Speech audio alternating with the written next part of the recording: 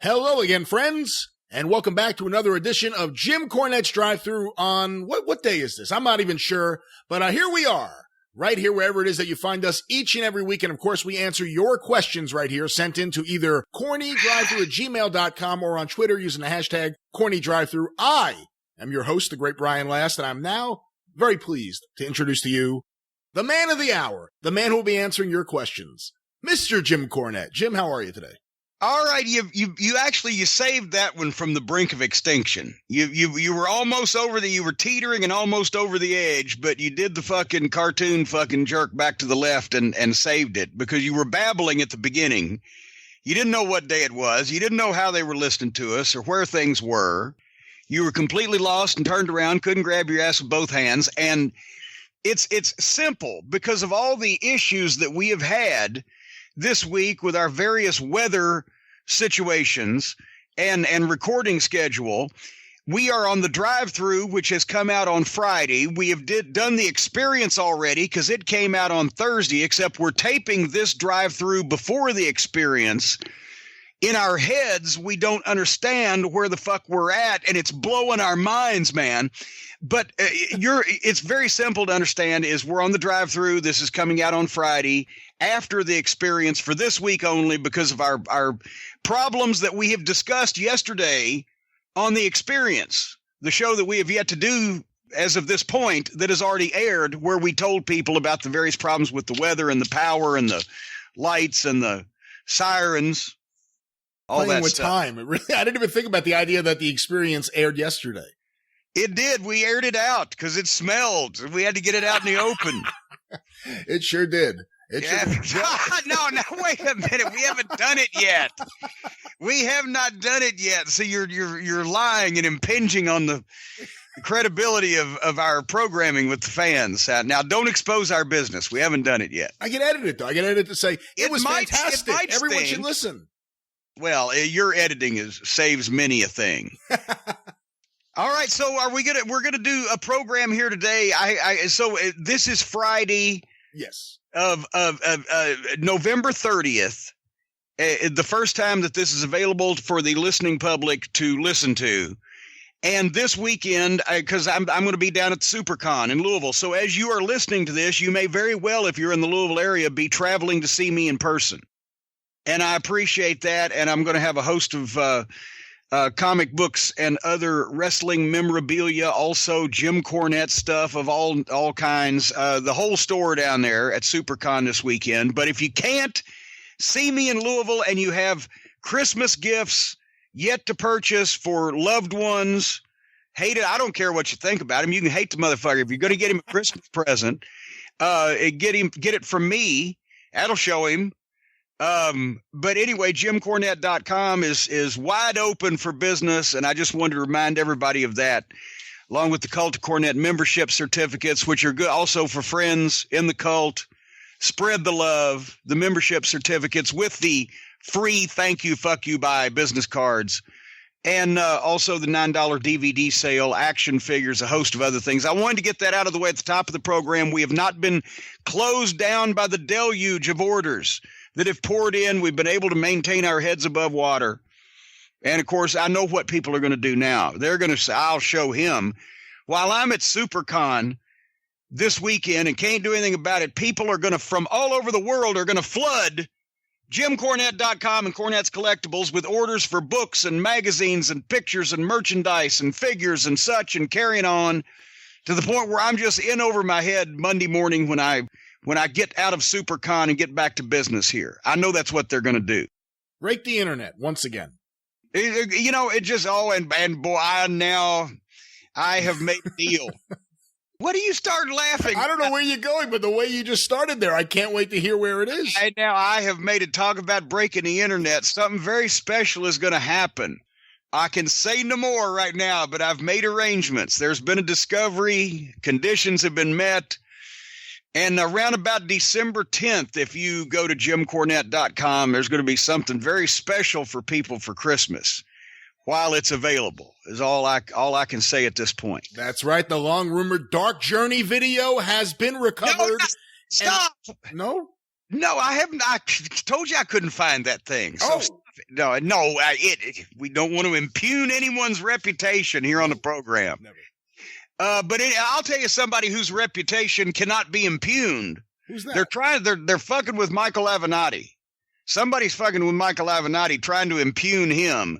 But I'll tell you somebody that's never been impugned, and that's Stephen P. New. His middle initial is P for impugn, because nobody's been ever able to impugn him. That's right. And I'm seriously thinking now, if anybody out there within the sound of my voice has been the victim of the E. coli menace spread by romaine lettuce, which we've now found out is deadly, and immediately it was banned and taken off the shelves because 32 people had projectile anal bleeding from eating romaine lettuce, but the guns are still around. I'm sure we'll talk about that on the Experience yesterday also. But romaine lettuce has been sickening people because, of course, and we'll talk about this on the Experience too, it's the Republicans' fault. And if you have been one of those people that had projectile anal bleeding, or even anal seepage, or some type of vomiting or regurgitating or going to Europe, as we used to say, and all the sickness and the fever and etc. Going to Europe, you're like Utica. First time I did a promo to go to Utica, it sounds like the sounds you make right before you throw up. If you've been a victim of this, get a hold of Stephen P. New, because I know that the rush of lettuce cases is going to lead to a run on this market. So Stephen P. New at the New Law Office, newlawoffice.com, 888-692-8084 can be your defense against he doesn't just do lettuce, folks. We're talking BP, Exxon, Big Pharma, Amazon, Universal Studios, Marriott, General Motors. Stephen P. New don't back down from nobody. YouTube. YouTube. I'm sorry. Kayfabe. But Stephen P. New covers the ground he walks on, because he walks on top of legal books. He's memorized them all. And he's gotten millions in judgments against big companies that fucked the little guy over. So whether you like him because he protects the babies, whether you like him because he gets retribution for people given cancer by dangerous chemicals, or whether you love him because he saves the victims of negligence, carelessness, and greed, daddy, that perpetrate themselves on American society today, Stephen P. New, a real American hero who fights for the rights of every man, woman, and child. And I believe he's also accepting canine cases, cruelty to animals. I don't know about that, Jim. Well, if the animals got enough money, Stephen P. New will take the case. newlawoffice.com, 888-692-8084. All right, you've got me in a good mood now. Yeah. So what are we doing here on the program now? This is your ball to drop now, pal. Now we get to see just how much of a bad mood we get to put you in with a bunch of questions thoughtfully sent in by the listeners of the show to, as I said before, CornyDriveThru@gmail.com, or on Twitter using the hashtag CornyDriveThru. And this first one here was sent in from Michael Jablonski in Durham, England. Wait a minute. He lives in England and his name is Jablonski? Yeah. Sounds like you ought to live in Scranton. Well, he may have a winter place in Scranton, but let's get to this question here. Was just wondering on your thoughts whilst at TNA regarding Awesome Kong versus Gail Kim. You always refer to Kurt versus Joe as the peak of your TNA stint, but this feud must have been up there. An underdog babyface who sells brilliantly versus a dominant brute of a heel. I don't think, in my humble opinion, the WWE has topped this, even with the emphasis on women's wrestling nowadays. So what do you think about that, Jim? Well, first of all, I loved it. Short version. Now I'll elaborate. And I don't want to compare it to anything, say such is greater, because I haven't seen a lot of I still got to see a couple of the girls' matches here lately that everybody's been talking about with Charlotte and Rousey and etc. But I don't want to just poop all over those since I haven't seen them. However, I think Awesome Kong and Gail Kim was my favorite female wrestling program, rivalry, series of matches, however you want to group it together, since I've been watching wrestling. it was perfect. It was a monster heel against a young, fresh-faced, exciting underdog baby face. That I've said many times, Dutch Mantell originated or was originally given the Knockouts division to be their agent because I don't think anybody else probably wanted to fuck with it. Because Shitstain was trying to write, Shakespeare all over again. He didn't have time for it.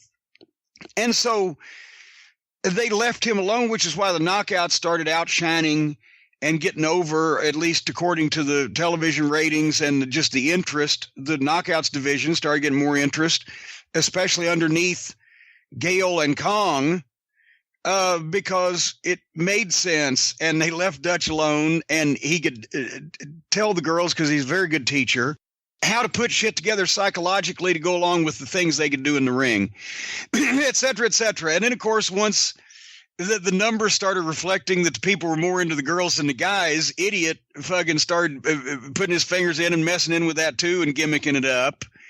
But Gail and Kong were perfect, and the match, and Gail would willingly take a hell of an ass whipping. Because I don't mean, Kong was not being unprofessional or dangerous in a dangerous way or whatever, but it was, Gail knew to let Kong be Kong, and Kong was trying, it was like a female Vader. She was trying as best she could not to hurt you, but shit was going to happen because there was a lot of fucking force and passion behind all that shit. And Gail could work her ass off and sell so well. And I've always thought, to be honest, at that time, once again, I don't want to knock anybody currently because I haven't seen the whole roster standing side by side. But Gail was the most attractive female talent in the business at that point also, because she didn't look like everybody else. She wasn't overly surgically enhanced. She wasn't blonde. She wasn't, she didn't work like a former lingerie model or whatever. She was unique and very cool. And, so anyway, and you could get tons of sympathy on her, and Kong played with that fucking facial expression and the just the way she could move around and do that shit is like working with a female Vader, and Gail Kim was the Shawn Michaels, although they worked together much better in the fucking ring than those two did though. But I loved it. What was there another part of the question? No, that was pretty much it. But let me ask you this: the period of time, let's say from 2000 to 2010, who do you think are the women from that period of time that you wished were getting the attention that everyone's getting today? Obviously, Awesome Kong and Gail Kim. I think Victoria would be high on that list. Anyone else? Anyone who would surprise people? Well, now that you've taken a branch off anybody that would surprise, I don't know if it would surprise anybody, but I was a fan of, at one point we had, 6 or 8 really good girls I shouldn't say it like that now, but good female talent in OVW. And at one point they all pretty much went up and tripped over bad booking. I've mentioned I'm a fan of Jazz's, and she worked for us in OVW, years ago when I was there. I thought that fucking Victoria was good either in the ring or as a valet / manageress / cohort, whatever they're calling the girls these days. I don't know of anybody that might. I'm trying to think now. Somebody that I know that Nikita obviously should have had a better chance, but they didn't get a chance to really see her. I'm trying to think of somebody that would be surprising that they missed out, because there was a lot of turnover at that point in time. All right, well, let's get another question in here, Jim. This one was sent in to CornyDriveThru@gmail.com from Bill Wade. Hi, Jim. Bill Wade, Chattanooga, Tennessee. In the early 80s... Oh, I thought that's where he's from. I thought that was just a declarative statement. It was the way it was written here. I read it exactly how it was written. In the early 1980s, cable TV came to Chattanooga. Until then, we had only seen local talent. Jackie Fargo, Tojo, Hickerson, Condrey, etc. Overnight, we became exposed to wrestling too, Tony Atlas, the Anderson brothers. It was new, it was fresh, it was exciting. I attended the matches in Chattanooga every week This was prior to the mass exodus of talent to Memphis.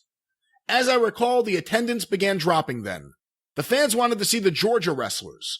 Did Nick Gulas not see the end to his promotion then? Was it money that kept Gulas from bringing some of the Georgia wrestlers to Tennessee?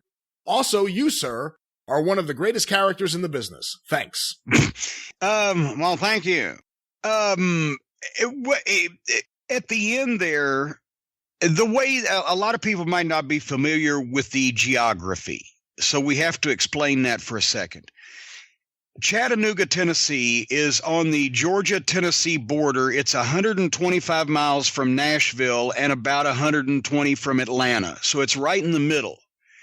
And when Jerry Jarrett split off his Memphis end, Memphis, Louisville, Evansville, Lexington, Kentucky, from Nick's part of the territory, Nick kept Nashville, Tennessee, Chattanooga, and Birmingham, Alabama, and all of the peripheral towns around those. That was the half of the territory that he kept. But over a period of time, as his business started going down, they weren't getting the talent that between 77 and 78 was still really hot in most of his towns, because they didn't know that anything had happened on the other end of the territory in those days. They just knew that some of the wrestlers they liked didn't come back, but a lot of them that, they were used to over on that end anyway. But then too much George and just a lack of, after the 78 with Dutch Mantell and Randy Savage and Bobby Eaton and those guys, having a run for the Mid-America title in 78, then business started going down and there wasn't any real new names because Nick was cheap and it fed on itself. So sometimes guys from Georgia had come up to Chattanooga and worked for the office there. But I don't know if that time it was very possibly could have been that Nick was too cheap, because they'd done it in the past when they were doing big business. But once again, which came first, chicken or the egg? Did Nick get cheaper because business was down, or was business down because Nick was getting cheaper? But also at the same point, I'm pretty sure that whoever was in the Georgia office at that, was it Ole in charge in 1979-ish, or whoever it may have been, probably thought, Nick's fucking struggling and Jerry Jarrett's doing, at that point, moderate business, because it wasn't a great year at that particular point. So whoever was in Georgia control probably said, if Nick's going to go under and we'll just take Chattanooga. So why send him any talent to help him out? Could have been that, because that's the way they used to think. But it was kind of a self-fulfilling thing, because finally, Jarrett had got his business back, and then, of course, Lawler broke his fucking leg, and that kind of, dinged things for a while in 1980. But Nick was on his last legs by the point that Jarrett agreed to buy out basically Nashville and Chattanooga. Birmingham had gone a year or two before, and Ron bought it. Ron had bought that and molded that into Southeastern down in Alabama. So Nick was down to Nashville and Chattanooga and not doing real big houses in either. So Jerry gave him, I believe it was $100,000, I think, which was kind of like a mercy payoff at that point. And I think that Jerry started running Chattanooga at a couple of times against the Georgia office, because by that time the Georgia office was running it on a semi-regular basis. But I don't think he wanted to spend money to fight a wrestling war, or even spend money to build up a burnout city. He just gave it to Georgia because he already had a couple of towns that he could run on the regular Chattanooga nights. So Georgia got Chattanooga like they probably could have figured they would by default. And Jerry added Nashville really as the weekly town to the territory that he already had, and just started running more spot shows around the Nashville area. So basically he gave Nick $100,000 just to have the Nashville TV and run that town every Saturday night, and probably made his money back the first year or so. Well, it's also important to note, it's not like Nick Gulas had any say, like anyone else did, in where cable TV was going. So even though Chattanooga is close in proximity to Georgia, so it can easily be part of the territory, it's the same thing that happened everywhere. I mean, the reaction you heard in this letter, all of a sudden, the Georgia wrestlers were on TV in Amarillo. The Georgia Yeah. wrestlers were on TV all over the country, and the people were going to the local shows. And maybe if you're in an area where there's older wrestlers or something, and all of a sudden you're seeing what's happening on Georgia TV, it changes things. Well, yeah, exactly. And Nick's show was not good at the end. And so they're seeing Atlanta TV, yes, and right down the road. But at the same point, Nick kind of, I think at least they knew that the Georgia guys would be drawing cards, because through the 70s, they had used main event guys from Georgia in Chattanooga. And Chattanooga, of all towns in the Tennessee Territory, got more dates on Andre the Giant than Memphis even. Through the years, because it was close to Atlanta, and Andre was always going to be around Atlanta sometime. So they had used that talent while they could compete with it, but then they stopped when they couldn't. When did Georgia come into Louisville, and when did it come into Memphis, to the best of your knowledge? The TV, that is. Oh, obviously. shit. Weasel Dooley had it in when were what was some of the Freebirds were there? 80? 1980, yeah. Okay, it was in New Albany, Indiana. And the other side of the river, and see, those towns, New Albany, Jeffersonville, Clarksville, had separate cable systems, like in the old days. And they got it, but Louisville, because if anybody knows anything about the history of cable TV, the bigger the city was, the longer it took to get cable, because the franchise was so valuable. Different companies would bid on it because they might be the only one in that town, and blah, blah, blah, all that, all that bullshit. Which is why New York City itself didn't have cable for years and years after almost everybody else did, right? Because, my God, it's a multi-billion-dollar fucking proposition. But anyway, so while Southern Indiana had it, and I could go to Weasel's house and watch TBS wrestling, my mom here, where we lived outside of Louisville, did not have cable till I moved out in 83, after 83. So it depended on what part of town that you were in and how quick you were getting wired. So it wasn't a big fucking deal here in Louisville, Georgia wrestling, except amongst the people you would think it would be, me and Weasel Dooley and whoever else, was actually getting it. But, it wasn't a big thing until, 81-ish, 82-ish, and then not as big as it would get later. From the time you got into the business as a manager in 82, can you think of any cities or towns that you went to that did not have the Georgia show or the TBS show? Yeah. Here's the thing. You can't say, does this town have the Georgia show, because somebody did. Do most people? A lot of times not, because that many people had not gotten cable yet. And a lot of times the people that did get cable got it because they were wrestling fans. Probably more wrestling fans per capita had cable than the average person back in those days. That's how it was. But still, you could go to any city and, half the people would not have cable of any kind yet because they just hadn't got it yet. It depended on where. Columbus, Ohio was revolutionary, being early for having a lot of cable penetration, but other towns were slow to make up for it. So overall, it was until the mid to late 80s that then when you went somewhere, you were reasonably sure they were seeing, and still even then, the syndicated TVs were important for selling the live event, which is why they had syndication everywhere until, it became less important in 92-ish, 3-ish. I always find it interesting when the early days of cable television, the early examples, like I had John Hitchcock on 605, and he talked about how he remembered as a kid in Greensboro. I say a kid, let's say the early 70s, 73, 74, in that range, that Florida TV started airing on early version of cable television in North Carolina. So he got to see Florida TV. That's, to me, always the interesting thing, because there's always wrestling involved with any early channel, with any early form of distribution or any platform. Wrestling's always there. So here it is, the beginning of cable there, and Florida wrestling, of all things, is on in North Carolina. Well, and it just depended on if there was I'm trying to figure out how to say this, like the Channel America in the 90s, Channel America and America One Network were services that fed programming to low power and really, kind of low power independent stations around the country in smaller markets. So either the low power thing that the signal reached right past their parking lot, or, somewhere in fucking Boise, Butte, Montana, wherever the fuck. And those small stations would need programming, so those networks would program them. In the in the 80s, when all that was starting, you might have a cable station or network based out of, somewhere in Florida that just said, we need some programming. Hey, we can get the wrestling show. They'll just let us air it, whatever the fuck. And some of those things, or remember in what was it, the mid 80s when Polynesian Pro Wrestling popped up on the Financial News Network? In the off hours when the stock market wasn't open or something, they'd play a ticker, but they'd play Polynesian Pro Wrestling from Hawaii.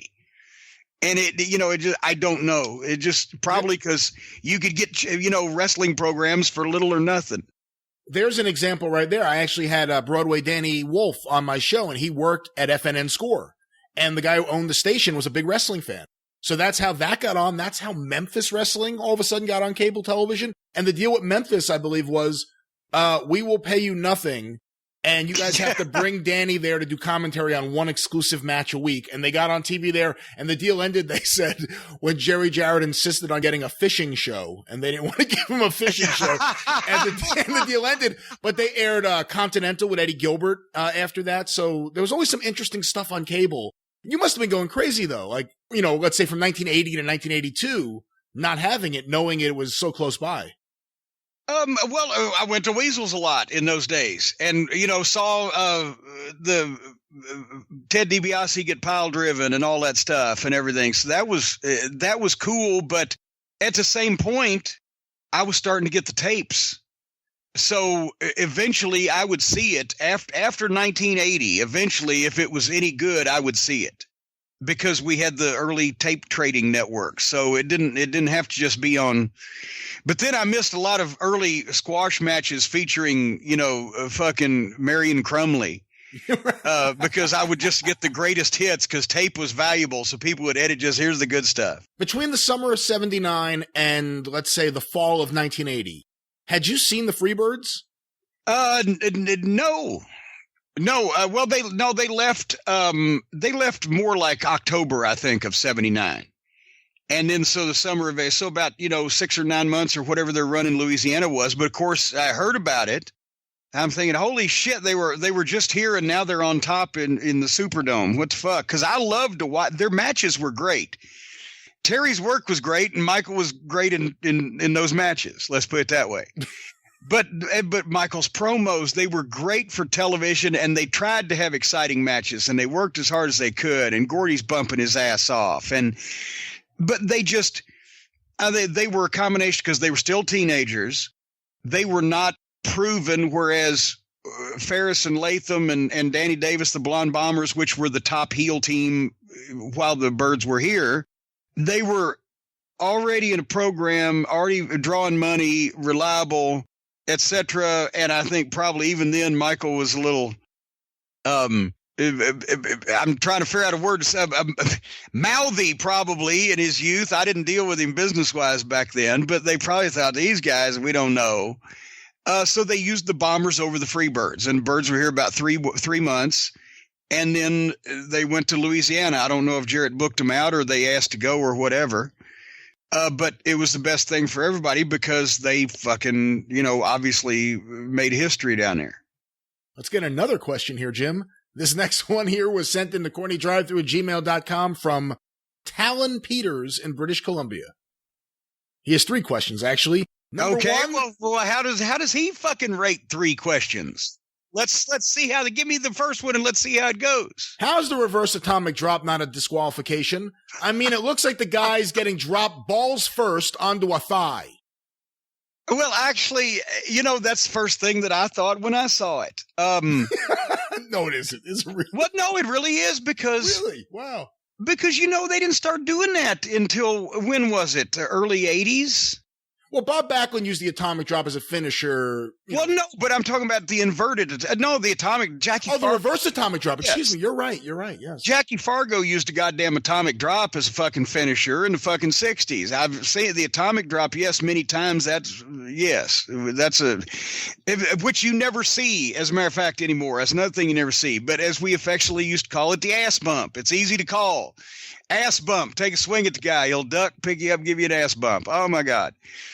But the first time I saw the guys reversing it, I thought, well, that's a fucking nut shot, isn't it? And of course, when the guy stands up, he sells his nuts.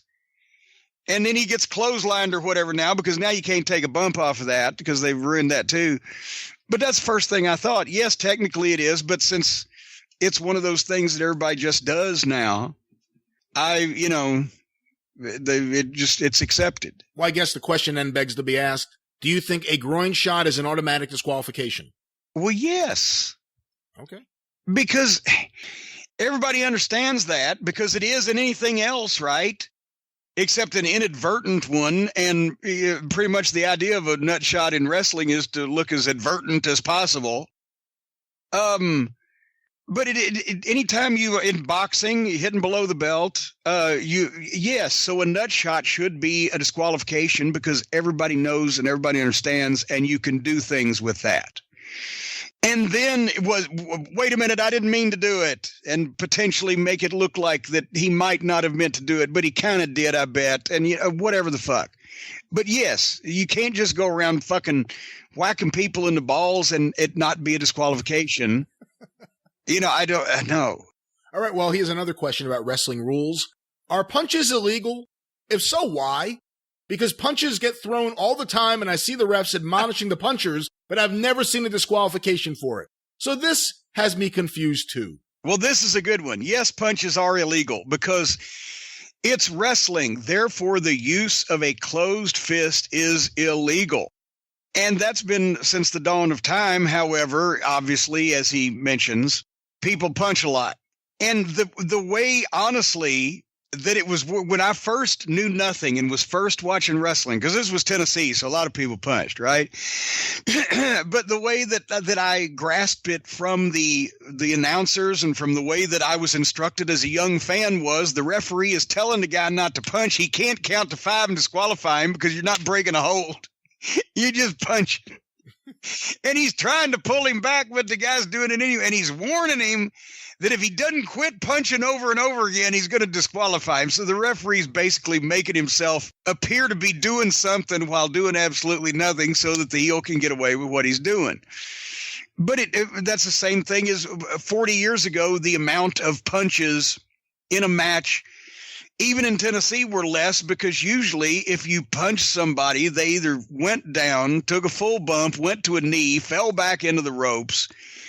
Now, guys, and then, of course, Lawler made it an art form, and he can throw those fucking windmills on the comeback, and it blew the roof off, and it worked. But now you see guys punch each other 6 or 7 or 8 times in a row while the guy's getting punched. He's backing up so you can shoot him off.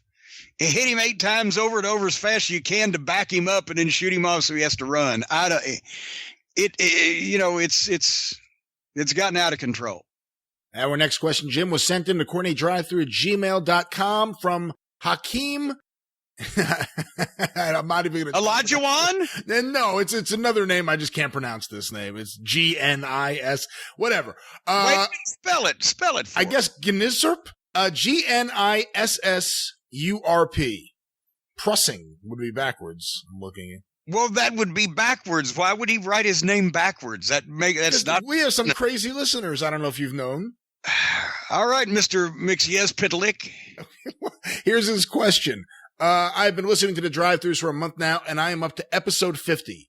I absolutely love it when you do impressions of other wrestlers. My favorite impression is Ernie Ladd.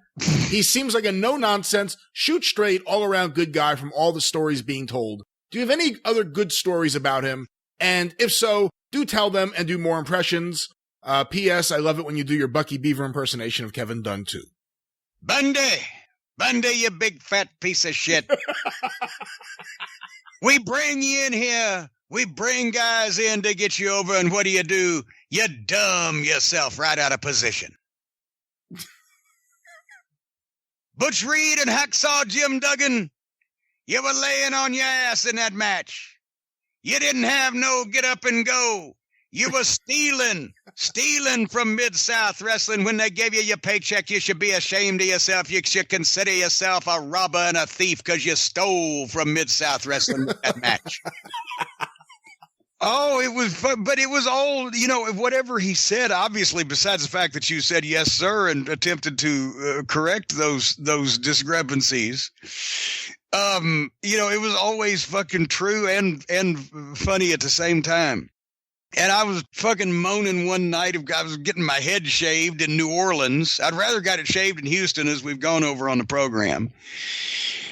And Ernie looked at me and said, you know what I'd do if I was me? I said, what, Ernie? He said, I'd let them pluck my head like I'd be as bald as an egg.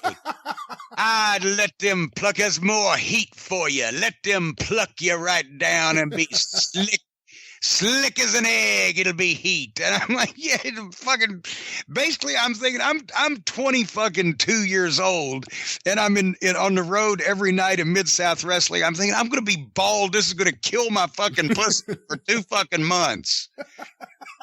I'm going to have to fuck around with a mask on, right? It was coming into play there. The vanity situation. But yeah, I'd let them pluck me like I'd be bald as an egg, just be slick as a baby's bottom. The saddest thing about his run in '84 in Mid-South is that he got rid of the mustache and the fro, and that totally changed his look. He looked older and it did. Yeah, not as cool. And he looked kindlier too. He didn't have the menace. Yeah. Because Ernie was he in his younger days, you see those pictures, he was a handsome gentleman. He was a good-looking guy. And imagine 6'9" and 300 pounds and 25 years old and fucking good-looking guy and had those suits and everything. He fucking cut a fine figure. But when he like you said, after he shaved the beard and the goatee and he was then in his later 40s, I believe, he looked like a kinder and gentler giant ass-kicking person. That's right. A giant ass-kicking big cat. But I got to manage him in Houston, Texas, where he played on the football field to such great success and was near his hometown of Orange, Texas. But I got to manage him in Houston. I got to manage him in Tulsa and Oak City. And as I mentioned one time, Bogalusa, Louisiana also. But he was even in '84, and he wouldn't work every night. They'd book him as a concession and respect to. He was coming back, I think, to work there one more time before he quit. Is what he was doing there, and help out a little bit because he'd put most everybody over at some point in the end. But anyway, when I got to manage him, it was fucking great because it was, he's this fucking giant of a figure in the business, but also he could figure out a way to make any match that he had with somebody else make sense for him to have to sell. I watched him against Ricky Morton in the ring in Houston.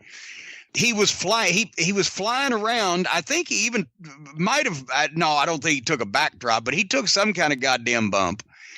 But when Ricky would drop kick him, he was taking bumps, but he would duck and dodge first and get off balance and off kilter. And even with those bad knees, you would see that he got drop kicked, but he was already leaning over forward. And that's why he fucking got taken off his feet. But Ricky Morton's kicking his ass at 5'9" and 200 instead of 6'9" and 330 at that point. And it was believable because he knew in his head how to do shit like that. Ernie did. Our next question, Jim, was sent in the CornyDriveThru at gmail.com from Charles. Jim, do you have any particular memories of the Warlord? I remember when he first debuted with Baby Doll, it appeared he was heading towards a showdown with Big Bubba. Then all of a sudden he got knocked out with a roll of quarters and disappeared for a while. Was he just too green to be in that spot at the time? I forgot about that. Wow. Well, yeah, and I remember the Warlord actually because I just saw him about a month ago. At one of the fan fests, I think in Fort Wayne, but and he's still a giant. Yeah, Terry was at that point that he came in '81. I think he was 21. He was either 21 or 22, and he had just started because he was another guy from Minneapolis that followed in the footsteps of the other Eddie Sharkey guys. And so he's 21 or 22, and they gave him to Baby Doll as a bodyguard because I had Big Bubba, right? And I'm working the program. This is a Great American Bash 86 season, and I'm been working a program with Baby Doll, and I've got Big Bubba Rogers. So there's Bubba, who was only 23 or 4 at the time, and only been in business like 3 months. And on the opposite side, there was the Warlord, who's 22 years old and has just gotten to business in front of people. And I think they thought at that point, after they saw the first match or two, I'm sure everybody would agree this is probably not a thing we want to try to do long term. And I don't remember whether he left for a while. I know they wanted to bring him back as a heel, Warlord, which they did, obviously, 6 months later or whenever it was. They sent him to Kansas City, didn't they? Yes, that's right. And Bubba went to Kansas City for a while too. That's right when they had bought Kansas City. And they said it's not fair to this guy. He needs some experience. The pressure in Kansas City was less because the talent level was less, but they were still running regular shows where you could work in front of people. So they sent him out to Kansas City. But I'll tell you, one night it was me and Baby Doll in Greenville in the big singles confrontation, which was a lot of gaga and very little confrontation, right? But I roll out of the ring, and the Warlord is in her corner and Bubba's in mine. I think we were setting something up probably between them, but I roll out of the ring, and the spot is going to be I roll out right in front of the Warlord, and he picks me up and rolls me back in the ring. Well, when I roll out, I'm on my knees right in front of him and starting to put my foot under me so I can stand up, and he just gets me under the arms. And I was 220 at that point. He gets me under my arms and just straight arm pick me up over his head. It without even me pushing off. And I looked at him like, just set me down. Yeah, because he had to set me down to roll me back in. I didn't want him to throw me in over the top rope. But he was just massively strong. Just massively. But it was short-lived there, that initial run with Baby Doll. What did you think in the NWA? I mean, not, the NWA locker room, but just you being there, when all of a sudden they showed up in the summer of '88 in the WWF as their version of the Road Warriors with Baron von Raschke as their babyface manager. That's right. I remember that now. I forgot about the Baron. I remember, well, that's the thing. They had got on the outs with the Office over something right about the time they did that bench press thing in Greensboro with the Road Warriors, right? Yeah. Well, was it scaffold matches? It was. That's right. But that was what set it up because it was leading to the bashes, to the scaffold matches. They booked those two fuckers. That's right. Thank you. Barbarian is, he probably could have done it of anybody because, he was just so fucking massive and just cat-like and powerful at that point. But Barbarian was 285 pounds to 300 pounds if he was an ounce, and the Warlord was over 325 pounds. And they booked them in scaffold matches with the Road Warriors. Who's taking that bump? As soon as we heard about it, we all fucking laughed. And I remember me and Bobby Eaton and Stan Lane looking at each other like, what the fuck? Because obviously if a scaffold match comes up, everybody's going to fucking look at us about it. And I believe that precipitated or necessitated the departure of the Powers of Pain from the Office, from the promotion. And they debuted on that. Was just, I don't know what the fuck. Hey, I got to ask you this, though. You obviously had the Mid-South scaffold matches at the end of '84. You had the Starrcade one, famously, at the end of '86. Did Stan realize when he joined the team that this was going to be a recurring thing? That he inherited the scaffold? The scaffold matches were not mentioned when in March of 1987 or April of 1987 when he had the initial meeting with us and Dusty. The scaffold, I think he thought he was safe because we just had it at Starrcade '86. He thought, just like I did when I went to work for TNA, I said, they've already fired Shitstain, right? So I'm safe. No, I don't think Stan knew that was part of the fucking arrangement. And then they start coming up in the 80s, 88 bashes. And what the fuck? I know, and Starrcade 87 too. Our next question, Jim, was sent in to CornyDriveThru at gmail.com from The Marv in Benton Harbor, Michigan. I am currently watching WWE's documentary on the history of the NWA World Heavyweight Championship. On the subject of the formation of the NWA in 1948, Mark Chapman stated when the person chosen as the first NWA champion was let me rephrase this. Mark Chapman stated that the person chosen as the first NWA champion was a man named Orville Brown, but due to an untimely car accident, the honor went to Lou Thez. My question is, can you give me some insight on the man, Orville Brown, and his career? Well, if I had one of the fine Pro Wrestling Hall of Fame publications from Greg Oliver and my God help me, Steven Johnson. And Steven Johnson, thank you, who I just saw. I completely, sorry, Steven, who's probably going to be listening, because I just saw him at Bobby Fulton's show in May, but I've just completely blanked on Steve's first name. Anyway, they have profiles of all those guys and the heels, the baby faces, the tag teams, etc. But off the top of my head, basically it's because Orville Brown was a pretty accomplished fucking shooter and was a major name in the Midwest and especially in St. Louis area, which was the formation point of the NWA, and he was going to be the champion, I believe. And I think they'd worked out some deal where he would be the champion for a while. He'd beat Thez and be the undisputed champion. And then obviously I'm sure Thez was in future plans, but because of the car wreck, they just sped things up with Thez. So it was headed in that direction anyway. But Orville Brown was a big name, a major main event guy at that point. And did he wrestle again? Did he try a comeback and it never worked, or was that it? I can't remember. I don't remember hearing about a comeback. I do know that he wasn't just a champion. He was also one of the founding members of the NWA. That's another important little fact there. Well, yes. Yeah. I mean, he was figured in from the start. And so talk about rotten timing. Speaking of rotten timing, our next question, Jim, was sent in on Twitter using the hashtag. That would be more like a rotten segue. Well, there you go. This one was sent in by James Nick. Mr. Cornette. Well, now, which one is it? You can only have one first name. Which one is it? It is actually one word, James, and then N-I-C. James Nick. James Nick. Okay. Well, and actually George Goulas's first publicity pictures were labeled George. That was his full name, George Nick Goulas. Apparently Nick wanted to make sure that everybody knew that other wrestler named Goulas working on his shows was his son, because it would get him over stronger. George Nick Goulas. Well, here's James Nick's question. What if Bobby Eaton left instead of Dennis Condrey? Yeah, then we were cooked. You think so? Nothing. Yeah. You couldn't. I mean, Dennis may have been cooked. I hate to say it. Dennis may have been cooked because now you got to find a way to put him in a new role, but you had established yourself as that talker already. But also, I think honestly, I say we, meaning we, the team of the Midnight Express. Ah, gotcha. But at the same time, because Bobby was the straw that stirred the drink, as Flair would say.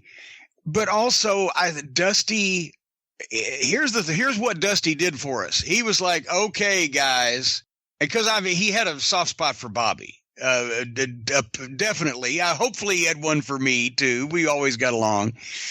But if it had been Bobby took off, when's the last time that at that level, a top main event team for one of the two top promotions in the country, one of them just leaves and nobody knows why, and they allow you, okay, we're going to find you somebody and we're going to let you keep your spot. Then Dusty made that decision in like 5 days. The only other example I can think of is Van Halen. That's really it.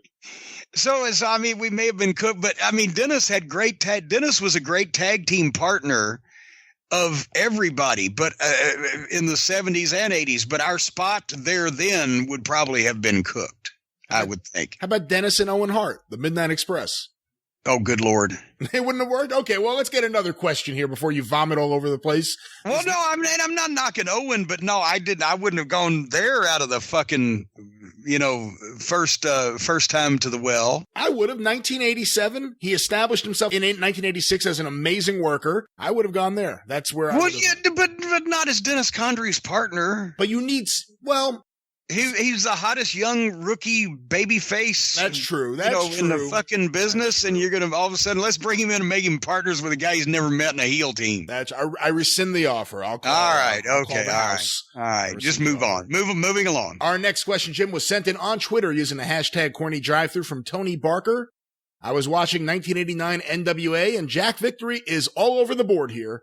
He was a Russian assassin, a blackmailer, a Secret Service agent, and then a New Zealand militia member.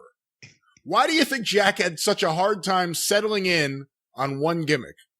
Because he didn't have a hard time settling in. They kept changing it on him because he was a nice guy and he had worked hard and they'd signed him to a contract and then if they stuck him in that screwy fucking loser leave because he was the one that had to be in it to have the match at Chi-Town Rumble, right, with the Midnight and the supposedly original Midnight. Yeah.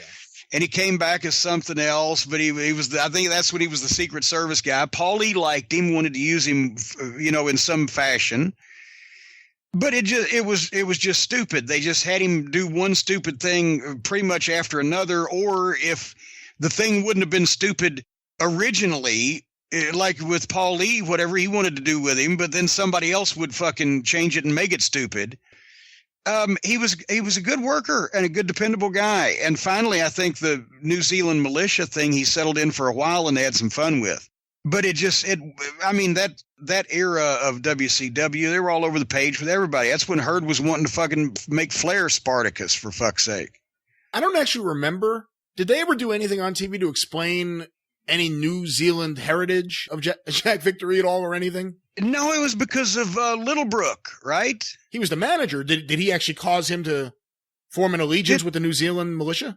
Well, no, it was Rip was in it because Rip was the flag bearer for the sheep herders, and then right. Rip joined the militia, and then enlisted Jack Victory because Jack waved the flag for the sheep herders somewhere, and maybe I'm Mid-South. Thinking UWF actually. UWF. Yep, in Mid-South, he had that, and then they got Littlebrook because that's the only midget they could find from the United Kingdom.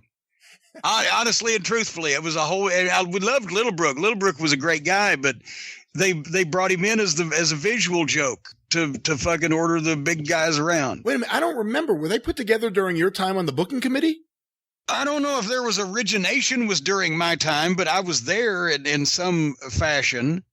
If you're asking me, was it my idea? No, I can't say it was. No. I was not accusing. But I would. I liked all of those people, but I don't know if I would have done that. But we certainly welcomed it with open arms when we were handed it. What'd you think of Rip Morgan? You never hear his name anymore. Rip was a great guy too. They were easy to work with, those guys. We had a number of matches with him, but Rip was cool in the locker room, fun to hang out with. He was a dedicated guy. They're just, when the business constricted in the, early 90s and, it was almost impossible to make any money anymore, a lot of guys fell by the wayside. The best thing Jack Victory did, and unfortunately it was relatively a short period of time, but great tag team, underrated tag team, Jack Victory and John Tatum. I thought they were great together. Yes, in Mid-South. Well, let's get another question here, Jim. This one was sent in on Twitter using the hashtag CornyDriveThru from Insignificant. Why was Halftime Heat not done again? Oh, good God, Kirby, you finally got it. This guy's been sending this question all the time, and there's a few people, and we'll talk about it after this question, but I just decided it's a Friday afternoon dump. We're going to just get all the questions on here. Oh, I thought you meant you're going to fucking just dump on people. No, and honestly, here is the reason why this question has not been picked is because I didn't have any fucking answer, because I wasn't there when they did the first one. I didn't give a shit enough to ask, and I don't fucking know. There's pretty much an insignificant answer. And it was. I watched the Halftime Heat. The first thing was The Rock and Cactus in the empty Coliseum match, right? Take off on Lawler and Funk. Yeah. That's and so I watched that. I was not there when they did it. Obviously, the Coliseum was empty. I wasn't there when they did it. I watched it. And even though that they had a budget and everything, I think they found out what Jerry and Terry found out 15 years before that. It's hard to have a match in an empty building. But it was some deal that they got to do a halftime thing like that. And I don't know why they didn't do any more. Right. I was not fucking that dog. I was just holding its head. Our next question, let me pick one of these. It's from Rob Stovall on Twitter using the hashtag CornyDriveThru. Rob, in the future, if you have 50 questions, email them in one email. Do not send 50 tweets. You flooded the entire feed with your questions about Starrcade 83. You have stove up our feed, Stovall. Which one of these questions? I'll just run through them all. One of the iconic images of Starrcade 83 is the overhead shot of the light blue ring mat with a bright yellow NWA letter. Excuse me, with the I can't read this shit. One of the iconic images of Starrcade 83 is the overhead shot of the light blue ring mat with the bright yellow NWA letters, all of which are stained with blood. How were these mats cleaned, and how often were they replaced? They weren't, and almost never. Oh, God. No, canvases, back in, I'll tell you, a good quality ring canvas back in the 90s was like $750. And we would, in Smoky Mountain Wrestling, and more often in OVW, because we had a little bit more money to work with. But at least when I was in charge of a canvas in Smoky Mountain Wrestling, every once in a while, when people started saying, hey, fucking canvas is dirty, we would get the ring guy to go get one of those carpet fucking steamers and stretch it out somewhere and fucking steam clean it with the carpeting and spray the, anti bullshit on it. But I guarantee you, I remember times in the Louisville Gardens where that ring got set up every Tuesday and that same canvas was on there for months and months and months and nobody fucking touched it. And it got dry and crusty, all that blood and people and dirt and piss and whatever the fuck had happened in that ring. And then finally one of these days, another canvas would show up on it. And sometimes it'd be cleaner and sometimes it wouldn't, but it'd be a different one. They brought another one from somewhere or got one. And if they didn't get Louisville a new one, then the other town that had one that was in better shape than Louisville's got brought to Louisville because they got a new one in that town. Yeah, it was real hit and miss back in the old days there. But what other 49 questions does he have that we can? You really want me to? I mean, they're all about Starrcade 83, seemingly. He must have been watching it. One of the most gruesome moments within Starrcade 83 finds Carlos Colon chewing on the bloody scalp of Abdullah the Butcher. Was there a concern about the inadvertent transmission of blood-borne diseases in the Territory era? No, apparently not in that case. And I think the fucking principles of the fucking equation that he was talking about were probably the ones that would have not been worried because they probably were the fucking perpetrators and disseminators of those same blood-borne illnesses. Patient zero. Let's get another one of his questions here on the show. Nobody thought about that shit back then, at that point. Let's see. He's got so many questions here. At Starrcade 83, every babyface pledged their support for Ric Flair in his effort to dethrone Harley Race with the notable exception of Dusty Rhodes. Was Dusty setting up a heel turn for himself? Oh, good Lord, no.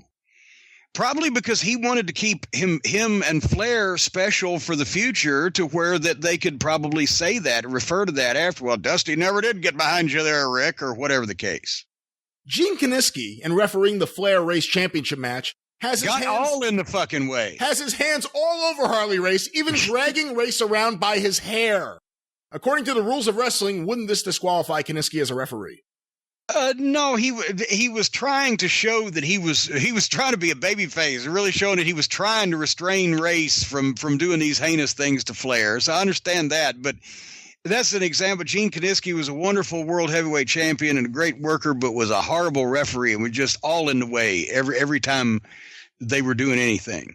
It was just not good. Gene Kiniski refereed the classic match between Flair and Race at the first Starrcade. Do ex-wrestlers make better or worse referees? Seems that they could be a great deal of risk in using them. Well, it seems that there could be a great deal of risk. Yeah, it seems like there's a slight risk of stroke in your family there, pal, the way you ask your questions. Yeah, I believe we've just addressed that. Yes. Although Virgil Reynolds doesn't receive a producer credit on the first Starrcade, his fingerprints are all over the show. In 1983, what degree of control would Dusty have exerted over Creative and Jim Crockett Promotions? None, because he didn't have the job yet. But it's obviously the famous story that Dusty's idea was Starrcade, the concept of the show, and he had pitched that to Crockett and was there, even though he wasn't the booker and wasn't on the show. He was there that night.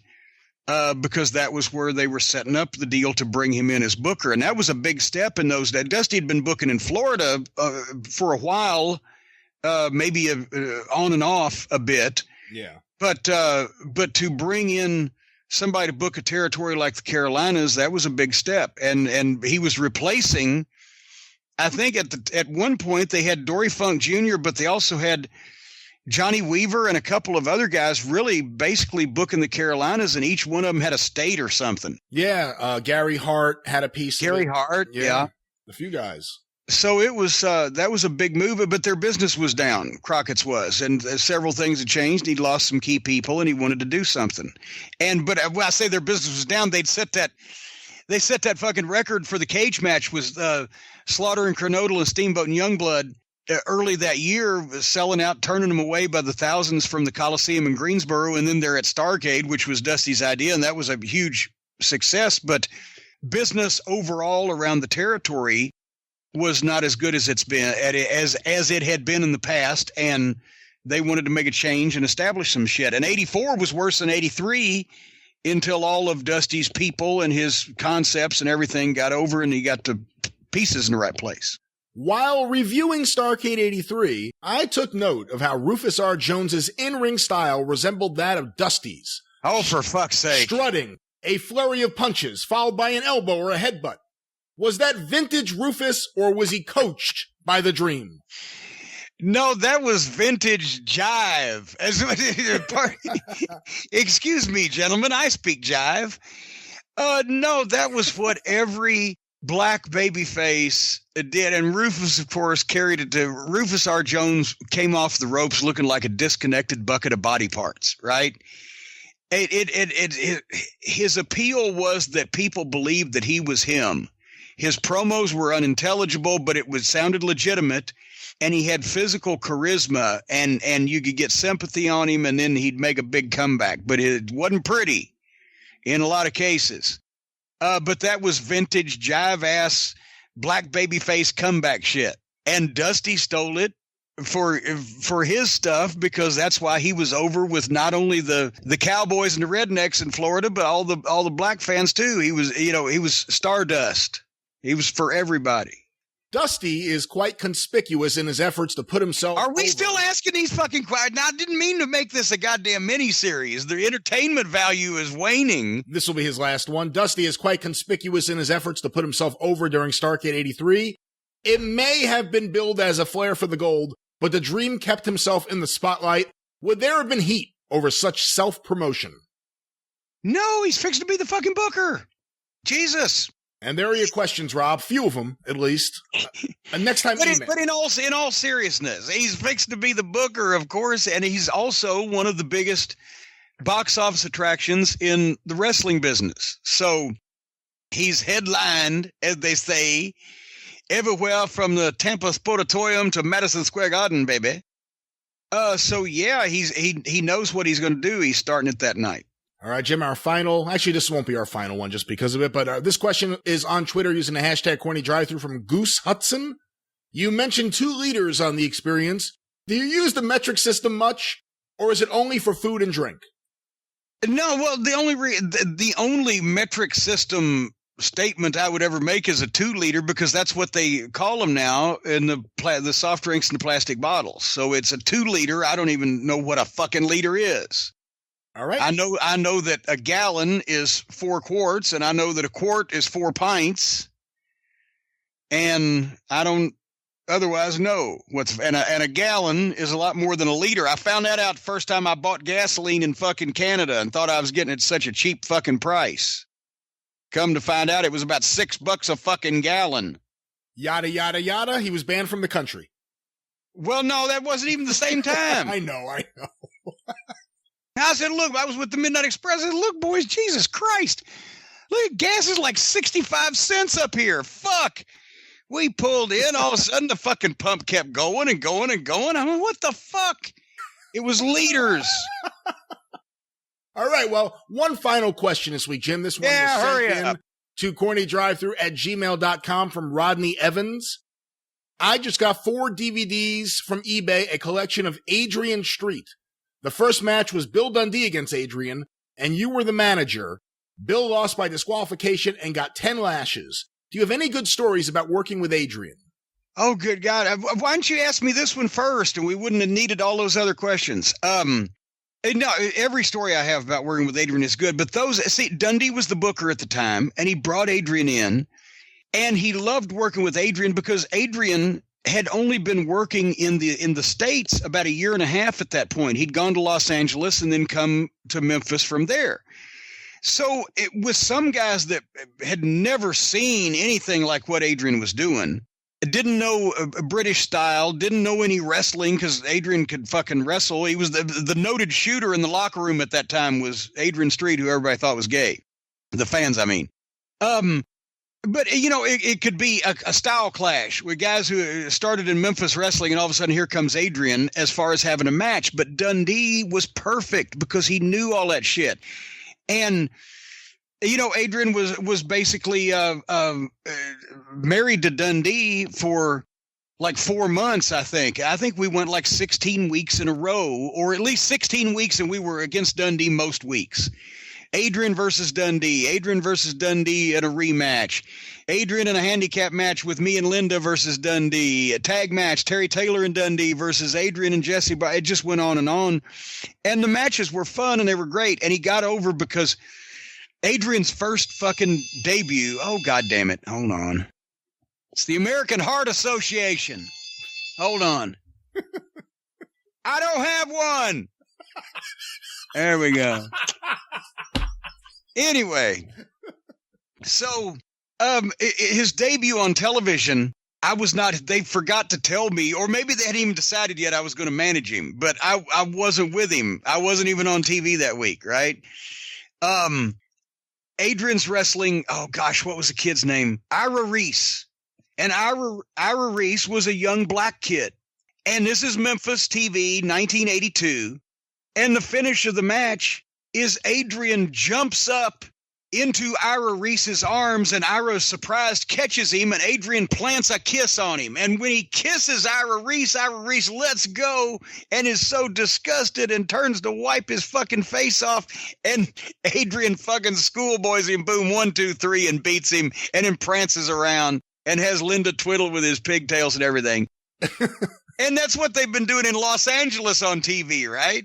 But apparently they got some phone calls because the folks in Memphis in 1982 were not ready for interracial homosexual kisses on Saturday morning television.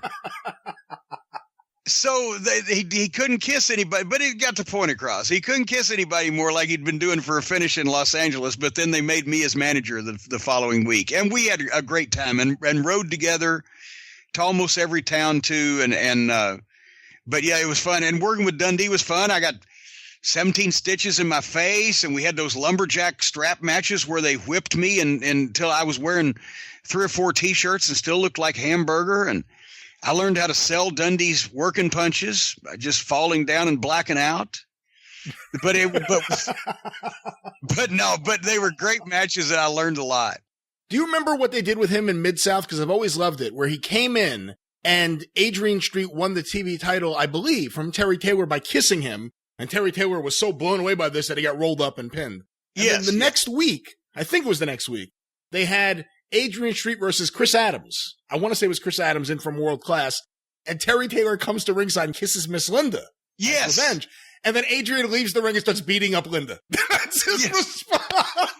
And see, there you had, that was the beauty of wrestling back then, because all this was leading to shit that would sell tickets and draw money, and now wouldn't be allowed because you've got heterosexual sexual assault, you've got homosexual sexual assault, you've got fucking woman on man, man on woman. It's goddamn, they're fornicating everywhere. You'd have all kinds of shit like that you couldn't get away with. And then nobody actually knew for true, as they say, that Linda was as tough as fucking Adrian was. She probably could have beaten him up if she'd wanted to. Well, it seems like a perfect time there. With that, the drive-thru is closed. We'll be back next week. Sounds like the closing whistle of Lost in Space. Yeah, well, that's what I was going for. So it's on after Svengoolie on Saturday nights. It certainly is. Yeah, that's right. Of course, you could join us for the Jim Cornette Experience on Thursdays, or as we call it here, yesterday, wherever it is that you find your favorite podcast. Randy Hales, a special guest this week on the show. Check that out, the Jim Cornette Experience. Of course, you can follow Jim on Twitter at the Jim Cornette. You can follow me on Twitter at Great Brian Last. You can hear me on the 605 Superpodcast at 605pod.com, or available wherever it is that you find your favorite podcast. Don't forget, tinyurl.com/official Corny YouTube. Subscribe now. Videos are coming. Check out the introductory video. This is the only official Jim Cornette YouTube page. Everyone else is a motherfucker. Ignore them. Once again, tinyurl.com/official Corny YouTube. Of course, you could also go to jimcornette.com for everything you need from Cornette's Collectibles for this holiday season. Books, DVDs, action. Oh, I already did that part earlier. They know. Okay, don't go there. Is that what you're saying? No, I didn't say just completely reverse your fucking decision. Just go there, but you don't need to go into detail about going there. Just go there. Just go, damn it. There's lots of great detail at jimcornette.com. Go there today and purchase everything you can. And with that, that's it. We will see you on Thursday for... Pay for it. Pay for it. Pay for it, too. Pay for it, or we'll sick Stephen P. New on you. What's his phone number, Jim? Well, I'll tell you what his fucking phone number is. That's 888-692-8084. That's right. And for Jim Cornette, I'm the Great Brian Last. Tally-ho!